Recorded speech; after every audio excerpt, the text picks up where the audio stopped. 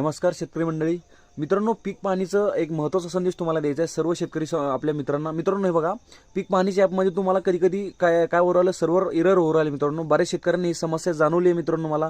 त्यामुळे हा रात्री मी मित्रांनो 11 वाजता शूट करतोय, तुमच्यासाठी लाईट लावून लाईट चालू केला आहे. आणि तुम्हाला सांगायचं म्हणलं म्हणजे मित्रांनो, सूचना द्यायची असल्यास मी टाईम वेळ काहीच बघत नसतो. मित्रांनो, हे बघा, सकाळी 10:30 वाजता तुम्ही ॲपमध्ये लॉग इन करायचं. 10:30 ते सकाळी 12:30 ते 11पर्यंत, 12:30 ते 12पर्यंत 2 ते 2.5 घंट्यासाठी ॲप चांगलं चालतं. दिवसभर तुम्ही त्याच्यात लॉग इन करून जर पीक पाहणी करण्याचं ठरवलं तर मित्रांनो सर्व एरर होऊन जातं. आमच्याकडे शेतकऱ्यांना बऱ्याच भागामध्ये पीक पाहणी केली आमच्याकडे, पण मित्रांनो पीक पाहणी करून सबमिट केल्याच्या नंतर सुद्धा त्यांच्या यादीमध्ये नाव दिसून नाही राहिलं. तर मित्रांनो, ही जी समस्या मित्रांनो आम्ही याच्यावर थोडं डिस्कशन केलं मित्रांनो, तर लक्षात आलं.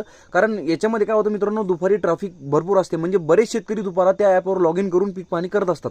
त्यामुळे वेळ सकाळी लवकर निवडा मित्रांनो. आणि जर तुम्हाला सकाळचा वेळ नाही गाठला तर तुम्ही 4 ते 5 किंवा 6 वाजेपर्यंत, 5:30 वाजेपर्यंत मित्रांनो पीक पाहणी करू शकता. दिवसभर मित्रांनो तुम्ही लॉग इन करून बघा, पण जर सर्व्हर एरर येत असेल तर बळजबरी त्याला करू नका.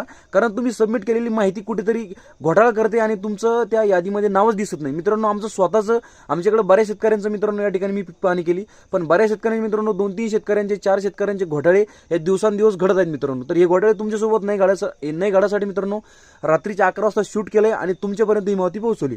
मित्रांनो, तुम्हाला अजून जर काही याच्याबद्दल विचारायचं असेल मित्रांनो, तर याच व्हिडिओच्या खाली तुम्हाला कमेंट्स टाका. तुम्हाला जर काही अडचण येत असेल पीक पाहणीसाठी मित्रांनो, मी तुम्हाला सगळ्याला प्रत्युत्तर देईल.